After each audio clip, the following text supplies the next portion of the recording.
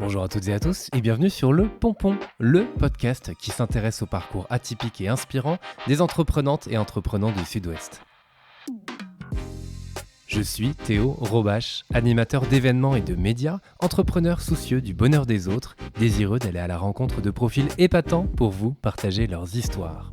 Et bienvenue dans ce format que j'ai créé pour donner la parole à ces jeunes pousses, ces personnes qui viennent de se lancer dans l'aventure et qui nous partagent au micro du Pompon leurs projets. Et pour ce nouvel épisode, je reçois Frédéric Delpeuch, fondateur de la liqueur Deljoy, une liqueur de cognac aux agrumes. Arrière-petit-fils du fondateur de la maison Delpeuch Joyeux, Frédéric crée en 2021 sa propre marque de spiritueux, Deljoy, au sein de l'entreprise familiale. Dans cet épisode, on aborde son amour du produit, l'image du cognac qu'il veut rafraîchir grâce à ses liqueurs et l'importance de l'accompagnement dans le développement de son projet. J'en profite pour saluer les équipes du réseau Entreprendre Poitou-Charentes pour cette mise en relation et je vous souhaite à toutes et à tous une très belle écoute. Salut Frédéric. Salut Théo. Merci d'être là, merci d'avoir accepté mon invitation. Merci à toi, merci de me recevoir ici chez Eurekatech. Avec grand plaisir. Alors, ils nous accueillent tous les deux d'ailleurs, parce que moi aussi je suis accueilli ici. Tout à fait. Donc avec grand plaisir. Eh bien, est-ce que tu peux te présenter s'il te plaît ? Donc moi je m'appelle Frédéric Delpeuch, j'ai 29 ans, enfin 30 ans depuis 2 jours. Oh là, avec un léger retard, alors bon anniversaire. Merci beaucoup. Et donc je suis le fondateur de la liqueur Deljoy, maison Delpeuch Joyeux, donc une maison familiale de 5 générations. Et donc j'ai créé l'année dernière, en 2022, la liqueur Deljoy, qui est une liqueur de cognac aux agrumes qui vient rajeunir et rafraîchir l'image du cognac, notamment à travers la mixologie, le food pairing et la consommation sur glace en apéritif. Ouais, très bien. Et on reviendra sur tout ça bien évidemment. Tu voulais faire quoi quand tu étais petit ? Alors quand j'étais petit, je savais une chose, c'est que je voulais travailler dans l'univers du cognac, mais je savais pas comment. Donc en fait, mes études m'ont amené, après mon baccalauréat scientifique, à intégrer une école de commerce à Lyon. Et puis donc j'ai eu un parcours plutôt axé vers la finance. J'ai eu plusieurs expériences dans le conseil et puis au sein de direction financière d'entreprise, mais souvent avec un prisme spiritueux, donc dans des grands groupes de vins et spiritueux, dans le cadre de conseils, donc en audit, en fusion-acquisition, pour le compte de clients dans le vin et spiritueux. Et donc du coup toujours garder un petit peu ce côté-là avec moi. Et puis un jour, voilà, Covid venant, j'ai voulu franchir le pas, le rêve de ma vie, relancer la maison familiale, la maison Delpeuch Joyeux, qui avait été créée par mon arrière-grand-père, en 1890. 5 générations. Tout à fait, c'est ça. Trop bien. Et on reviendra sur tout ça. Mais ouais, donc dès petit, tu as voulu travailler là-dedans. Ça n'a pas été... Parce que c'est qui tout double, en fait. Enfin, tu vois, je te le disais juste avant, le fait d'avoir une entreprise familiale, soit on a très envie d'y aller, soit on n'a pas du tout envie d'y aller. C'est ça. Mais je crois que mon papa a réussi à me transmettre l'amour du produit, des vignes, du cognac, de la campagne, et du coup c'est resté un petit peu ancré en moi, et puis je me suis lancé sur ces pas. Voilà. Yes. Tu disais, tu as fait une école de commerce, l'UM Lyon. Pourquoi être allé d'abord dans la finance En fait, ça s'est fait un petit peu naturellement, parce que je pense que j'avais pas mal de facilité dans ces matières-là, venant d'un profil un peu plutôt scientifique. Ouais. Après, j'aimais aussi bien le marketing, évidemment, mais voilà, ça me paraissait avec plus de débouchés. Et puis bon, c'est vrai que voilà, j'étais plutôt bon, en tout cas dans les matières, donc voilà, je me suis dirigé vers la finance assez naturellement. Ouais. Et puis ça m'a permis de mettre un premier pied à l'étrier dans l'univers des spiritueux, à travers des fonctions financières, de conseil, et puis pour aujourd'hui être sur des fonctions plus opérationnelles et commerciales. Ouais. Et tu l'as dit, alors Covid, tout le monde l'a vécu, l'a subi plutôt. 2020 et un déclic, te dire peut-être qu'en fait je vais revenir aux sources. Exactement, en fait je l'avais en tête avant le Covid, mais c'est vrai que le Covid a permis de se poser un petit peu, parce qu'on a eu un peu une baisse d'activité, donc on a eu entre guillemets un peu plus de temps libre pour réfléchir. Pendant le confinement, moi j'étais retourné en Charente, donc j'ai pu pendant mes moments libres me consacrer justement à à l'art de l'assemblage. C'était les prémices de la recette. Ouais. Donc c'est là où j'ai commencé à tester différentes assemblages possibles entre le cognac et les agrumes. Et du coup, tout s'est un petit peu accéléré à ce moment-là. Et puis c'est vrai que voilà, quand je suis rentré après, je me rappelle quand j'ai repris vraiment, on est revenu un petit peu dans les bureaux parce qu'on était quand même 100% télétravail. Ça a repris plutôt vers septembre 2020, je me rappelle. Bon voilà, j'avais que mon petit bébé en tête, j'avais plus que ça en tête. Donc voilà, après ça on a terminé l'aventure Crédit Agricole au mois de juin 2021. Ouais. Et donc je suis rentré en Charente et j'ai pu me consacrer à 100% à Deljoy à partir de ce moment-là, quoi. Ouais. Trop cool, parce que justement, ton histoire, bon, on l'a dit, ça commence très jeune parce que l'entreprise familiale, mais toi, tu t'y es aussi hyper intéressé. Tu as même passé le Wine and Spirit Education Trust. Ouais, tout à fait. Là aussi, est-ce que tu peux nous en parler? Parce que c'est dès 2017, donc, ouais, donc ça. quand même, on est 3 ans avant Covid. C'est vrai que déjà, en tant que conseil M&A dans la filière vin et spiritueux, ça apporte toujours un peu de la légitimité d'avoir des formations dans l'univers des vins et spiritueux. Donc le Wine and Spirit Education Trust, le WSET, c'est une formation qui est quand même bien reconnue du milieu, Ouais. on va dire. Il y a plusieurs niveaux. Il y a le niveau 1, niveau 2, niveau 3. Et après, je crois qu'il y a vraiment le Graal, ça doit être le niveau 4. Et donc moi, j'avais le niveau 2, donc ça donne quelques bases. Ça permet de connaître un petit peu les différents cépages, les différentes régions viticoles, les différentes techniques de production, de distillation. Et puis après, j'étais aussi un amateur des clubs d'œnologie. Donc je suis toujours avec ma femme qui était une alumni de Dauphine. Ouais. On faisait partie du club alumni Dauphine œnologie. Et donc dans ce cadre, on avait pas mal de dégustations de vins sympas. Voilà. J'imagine. Et alors, à quel moment tu as commencé à vraiment t'intéresser au sujet? Est-ce que tu vois, le fait d'être allé en finance, avoir fait de la M&A et d'autres entreprises avant le Crédit Agricole, t'avais quand même ça dans un coin de ta tête qui restait là. Donc t'avançais là-dessus, mais en parallèle, t'essayais de comprendre plus le sujet, toi aussi parfaire le palais, j'imagine. À quel moment tu t'es dit attends, je vais quand même continuer de creuser là-dedans parce que... honnêtement, je pense que c'était au tout début de mes études supérieures. Donc après le baccalauréat, une fois que je suis parti à Lyon, je me faisais un petit peu l'ambassadeur du cognac lors des soirées étudiantes. Je préparais des cocktails pour mes amis qui souvent avaient un on va dire un regard un peu ringard vis-à-vis du cognac. C'est un peu le spiritueux de vieux qu'on prend à côté de la cheminée avec un cigare. Et du coup, quand je leur faisais goûter en cocktail, tout de suite, ils voulaient plus goûter de vodka Red Bull, vodka pomme. C'était s'il te plaît Fred, est-ce que tu peux me faire ton cocktail à base de cognac?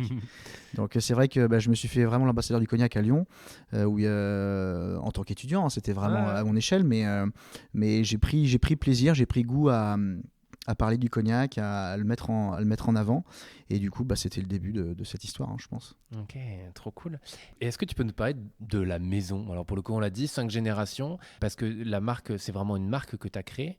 Ouais, tout à fait. Donc en fait, la maison Delpeuch-Joyeux, elle a été créée en 1890 par mon arrière-grand-père, Auguste Delpeuch. Ouais. Donc c'était un fils de commerçant qui venait d'Auvergne et donc qui a rencontré Sarah Joyeux sur la commune des Métairies en Charente, à côté de Jarnac. Et donc ils se sont mariés l'année suivante et il a créé donc en 1890 la maison Delpeuch-Joyeux, qui à l'époque était producteur négociant de cognac avec la marque Delpeuch-Joyeux. Et donc ça a duré 3 générations jusque dans les années 60 en fait. Et quand mon grand-père, donc Jean-Pierre Delpeuch, 3e génération, a repris le flambeau, lui il a préféré se consacrer à la production plutôt qu'au commerce. Il a préféré prendre ce tournant. Donc la marque s'est arrêtée, la marque Delpeuch-Joyeux s'est vraiment arrêtée à ce moment-là. Dans ce cas, ça veut dire qu'il produisait pour d'autres? Alors absolument, ce qu'on appelle ici en Charente les bouilleurs de cru, donc un viticulteur qui distille sa propre récolte et puis ensuite il la fait vieillir dans sécher et la vend aux négociants de la place, donc les grandes marques. Et donc ça mon père a continué sur ses pas. Et puis moi c'est vrai que j'avais toujours j'ai toujours eu un petit peu pour rêve de relancer justement cette maison familiale, et donc la maison d'Elpe Joyeux. Et puis simplement, j'ai préféré créer un produit un petit peu de niche, entre guillemets, donc la liqueur Deljoy. Deljoy étant la contraction de Delpe Joyeux. Donc une liqueur à base de cognac pour garder l'ADN familial, Ouais. et d'agrumes. Et en fait, donc voilà, j'ai voulu à travers ce produit faire découvrir le cognac de façon peut-être, je dirais, plus accessible aux Français qui le boutent depuis trop longtemps. Et voilà, aujourd'hui, c'est vrai que la culture du cocktail, de l'apéritif est très en vogue. Et donc, je voulais un produit voilà, qui puisse facilement se consommer en cocktail, mais également en food pairing. C'est très en vogue. On voit pas mal de plus en plus de restaurants qui proposent des menus cocktail pairing, enfin mais cocktail. Donc tout cet univers-là, j'avais envie un petit peu de l'explorer avec un produit qui mette en valeur le cognac, mais voilà, avec un produit, une liqueur qui est moins sucrée, un peu moins alcoolisée, très aromatique, naturelle. Ouais. Donc voilà, dans cet esprit-là, j'ai créé Deljoy. Voilà. Yes. Et comment ça t'est venu alors de marier le cognac avec des agrumes? Alors, en fait, déjà, j'étais un amateur d'agrumes. J'aime beaucoup les différents agrumes. Et c'est vrai que la palette aromatique du cognac fonctionne très bien avec les agrumes. Ce sont des notes aromatiques qu'on retrouve dans les vins d'AOC Cognac. En Charente, c'est vraiment le cépage uni blanc qui est majoritaire. Donc, on a une fois que le raisin a été récolté, qu'il a été pressé et que le jus de raisin s'est transformé en vin, on obtient des vins qui titrent à 10 degrés, qui sont assez acides. On va retrouver un petit peu ces notes fraîches, agrumes.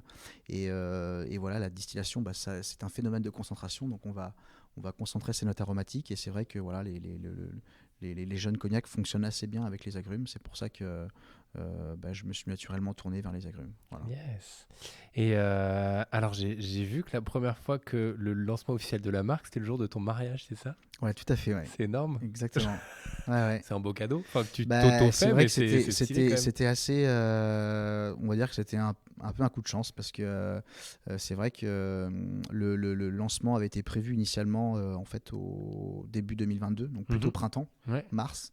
Et en fait, avec toutes les problématiques qu'il y a eu sur les matières premières, en particulier le verre, il y a eu des retards d'approvisionnement, etc. Et donc le lancement a pu être officiel en fait vraiment au début de l'été, quoi. Donc c'est vrai que moi j'ai livré mes premiers clients, je crois, la veille de mon mariage. Voilà, T'es toi-même allé livrer les clients? Ouais, c'est ça. C'était 2-3 jours avant, les premiers qui voulaient absolument l'avoir pour début juillet. Donc c'était ça. Et puis après, voilà, ça a commencé comme ça, quoi. Donc c'est vrai qu'on a fait notre première soirée Deljoy à travers la soirée du mariage. Et alors, est-ce que tu peux nous expliquer le processus du cognac? Concrètement, on part de la vigne et on arrive donc à la bouteille que j'ai moi sous les yeux et que je montrerai après en photo. Mais tout à fait. Alors, le cognac, c'est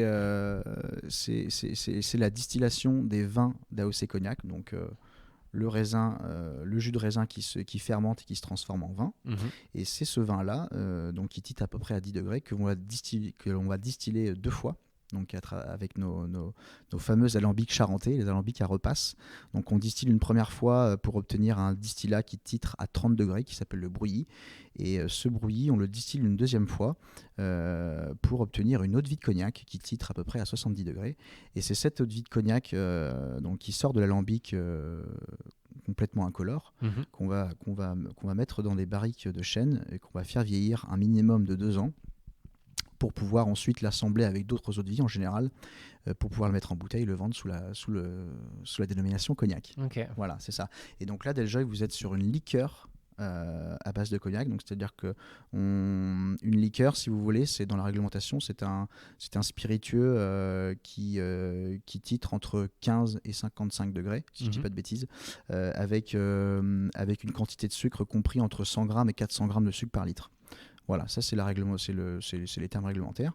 Et donc après, vous pouvez faire une liqueur à base en général, c'est de l'alcool neutre qu'on utilise, non l'alcool d'état. Et donc nous, on utilise notre cognac comme base alcoolique, et donc on l'assemble avec des distillats d'agrumes et voilà, et puis le reste des ingrédients, donc entre autres le sucre, Ouais. pour obtenir notre liqueur qui titre donc à 24 degrés et qui est quand même voilà, moins sucré qu'une liqueur traditionnelle, puisqu'on a à peu près 30 à 40% moins sucré qu'une liqueur traditionnelle. Ok. Et alors, comment on fait pour j'ai envie de dire, relancer une marque? Parce que moi, elle existait déjà, tu l'as dit, il y a quelques années. Ouais. Et pour se faire une place... non, parce qu'on a dû te dire, tu vois, pas même sur d'autres secteurs, hein, les gens vont dire, non, mais le cognac, ça a toujours été comme ça. Ouais, bien sûr, Donc, tu peux complètement. avoir... Enfin, et j'imagine que tu l'as eu, ce discours. Tout à fait, mais c'est vrai que les codes sont assez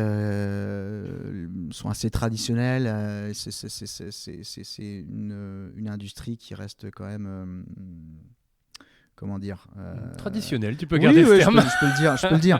Donc, où la place à l'innovation est assez limitée, mais c'est ce qui fait aussi sa force, parce qu'on a un cahier des charges, là où c'est Cognac qui protège le cognac, mais qui aussi bride peut-être un petit peu l'innovation, et c'est ce qui fait sa force et ses faiblesses, hein, c'est comme ça. Et du coup, à travers un produit un petit peu hybride, entre guillemets, de niche, qui est une liqueur, parce que nous, on fait partie de la catégorie liqueur, pas de la catégorie cognac, et ça nous permet de pénétrer un marché, celui de l'apéritif, des cocktails, plus facilement que peut-être que si on avait une marque de cognac classique, comme on l'avait eu auparavant avec les cognacs d'Elpe Joyeux. Ouais. Voilà. Okay. Donc, je vous cache pas que j'avais aussi réfléchi à relancer la marque des cognacs d'Elpe Joyeux. Mais en fait, la stratégie aurait été complètement différente, dans le sens où le cognac est un produit qui est exporté à plus de 98%.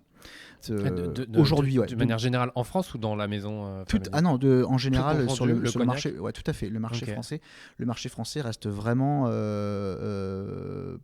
anecdotique. Ouais. Donc, par rapport au champagne, par exemple, qui est exporté à 50%, on a une consommation à peu près de la moitié de la production sur le territoire français, alors que le cognac, c'est historiquement un marché d'export. Donc, en fait, la stratégie aurait été complètement différente. Et moi, je voulais vraiment un produit, comme je vous l'ai dit au tout départ, nous, notre mission, c'est vraiment de faire redécouvrir le cognac aux Français à travers Deljoy. Aujourd'hui, on a des gens qui n'aimaient pas le cognac et qui adorent Deljoy, et ça peut être aussi un premier pas pour leur faire découvrir le cognac. Et s'y intéresser après par la suite sur des vrais cognacs. Donc c'était vraiment ça, adresser un marché qui est dans l'air du temps, donc le marché des apéritifs, des alcools moins sucrés, moins alcoolisés, mais avec cette petite touche locale et française à travers le cognac, tout simplement. Ouais, carrément.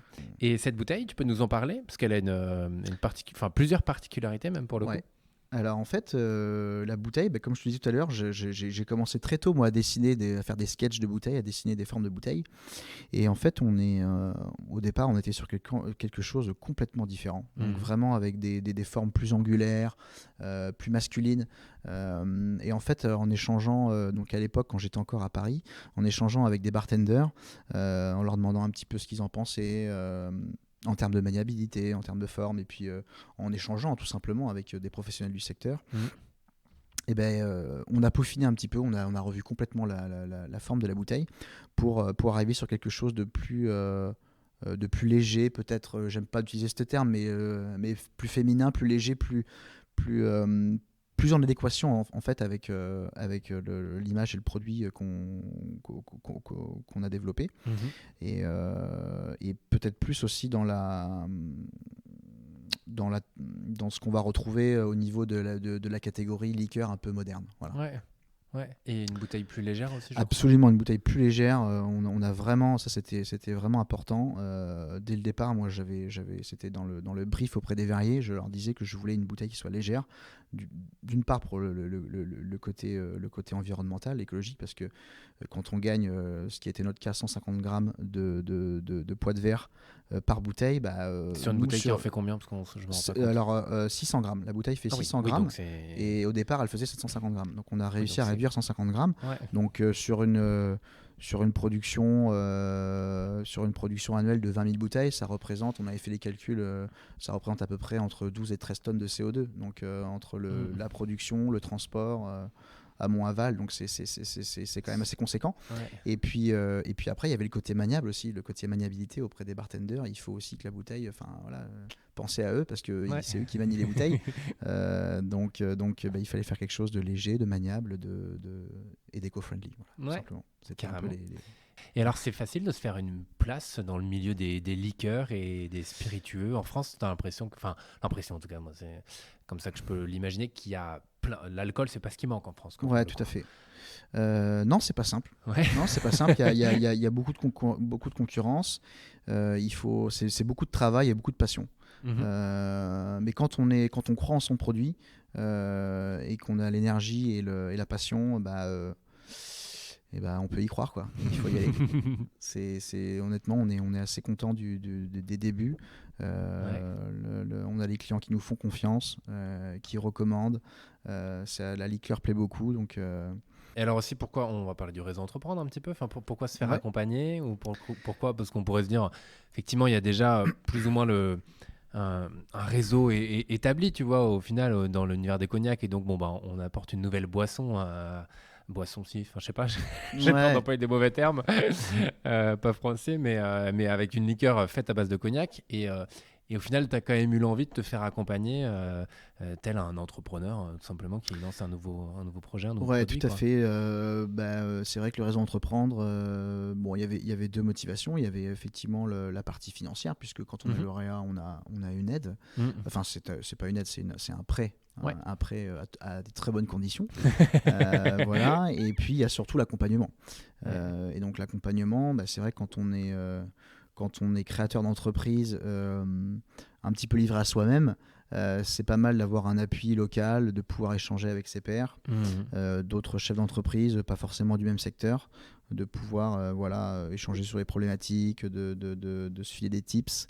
Voilà, c'était important pour moi. Et puis d'avoir aussi un peu un regard extérieur quand même. Ça, c'est via l'accompagnateur Mhm. que chaque lauréat a. Ça permet quand même de se faire challenger, de se poser les bonnes questions et puis d'avoir des remarques pertinentes, Ouais. de se faire aider, accompagner. Forcément, on a toujours besoin, hein. Je pense que tout le monde en a besoin, hein. Carrément. Tout seul, c'est compliqué de toujours avoir le recul nécessaire pour avancer dans la bonne direction, quoi. Je suis en train de, en imaginant tout ça, j'ai aussi enfin, je me dis qu'au final, à la fois, enfin, tu gères la boîte, t'en es aussi commercial pour le coup, beaucoup, Tout à fait. mais en même temps, tu le fabriques aussi. Enfin, tu es Ouais, aussi à la source, quoi. ouais, ouais. C'est Au four au ça moulin. fait ça fait quelques casquettes quand même au final. Ouais, ouais. Tu arrives à t'organiser.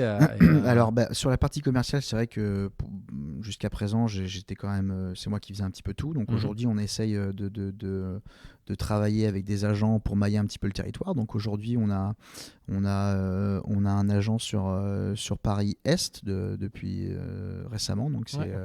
c'est la compagnie du mieux boire. Ok. Petit clin d'œil à eux, à Yes. Fabien.